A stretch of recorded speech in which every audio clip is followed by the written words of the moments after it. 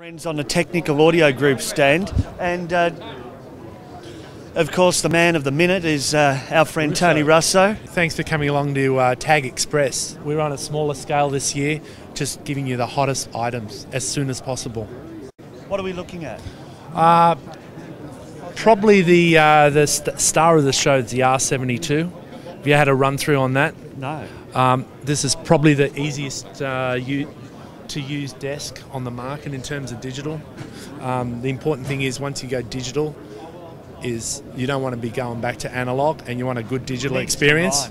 It needs to rhyme. Once you go digital, and you don't need to sit for 2 days doing a training school like others. You need to be able to walk up with it, press go, and have the confidence of knowing that you're going to be able to pull a sound as soon as possible. 16.8 digital stage box with a unit. iPhone app available with enabling a whole range of EQ functions, aux sends, be able to sit in the balcony and adjust your delay times that aren't quite right. Front of house guy could just sit in the balconies and adjust specific settings. You might want to give the guy with an iPhone, iPad keyboard player his app, and he can adjust his EQ for fallback. So in terms of doing your own personal mix, you could achieve that without upsetting anyone else. So this is the sort of direction that Alan Heath are looking at, is using all those tools that kids sort of expect nowadays that are growing up. They've got them in their back pocket. Then that's becoming available with R72 and a whole range of iLives. We believe that they're the easiest digital desk to use on the market.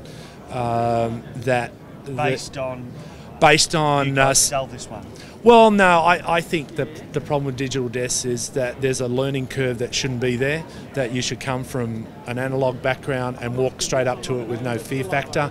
And I'm not an advocate of, yes, we're having a training session today and everyone should come along to learn about it. I think you shouldn't need any manuals. You shouldn't need an hour of session with somebody. I think 10 minutes instruction on an iLive could get you pull a sound straight away.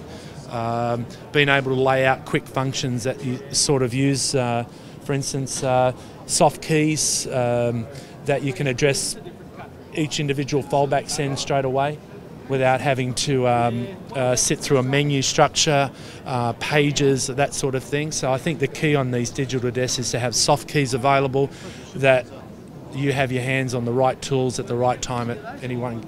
So soft key 1 is always auxiliary 1? You make it anything you want. They're all dumb keys. So these could be all your compressors pop up on the screen at one time.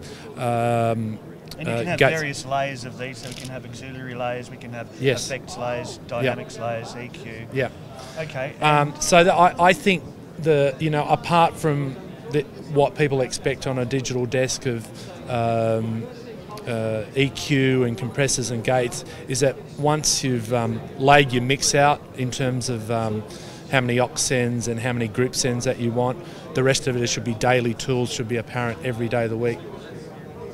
As you can see, it's all in the finger. Big screen, touch screen, and a touch screen that you can add a giant touch screen to as well. VGA cable on the back makes it easy to use. No squinting on a little screen where you're going to lose yourself. Dedicated input channels on this side, faders. Do you have anything outputs, or can these all be set to inputs? They'll all be set to inputs as well. Little features like if you've got a layer that's overloading, an overload light will occur on that layer that you can instantly address that layer instantly. So when you say overloading a layer from a gain point of view? Yeah, so you could be working on your front of house mix, say vocals, and then suddenly you'll get a peaking light. You attention that and find out the saxophone players giving you grief, and go back. Yeah. So those little features, when you get down to a small size desk, is that you should be able to work with it quickly like you do on a big show, and small touches like that make the difference between success, failure, or I don't want to use a digital desk ever again. The amount of insertability on the back is also the key thing. There's enough facilities on the back. Send, returns, insert your favourite item. is available on the back. You know, for some, say, installations, say a church installation, this would be their Sunday mixer. We can provide wall panels that might be for the pastor, can have just his lectern mic and the CD player during the week, that he doesn't even have to turn the desk on. You can set up this panel so that anyone can use the sound system during the week. It can have all the EQ settings there for the lectern mic, the CD player, and he can turn the system off when he goes. You can do multiple presets on it. We have a bigger unit that's got 8 rotary knobs, 27 LEDs, 27 preset buttons as well, and they're all configurable to whatever you want them to do. You can run this desk with an external PC running at the same time with the Allen Heath software, so 2 guys can mix the show. Someone could be looking after doing aux sends, someone else could be looking after doing front of house.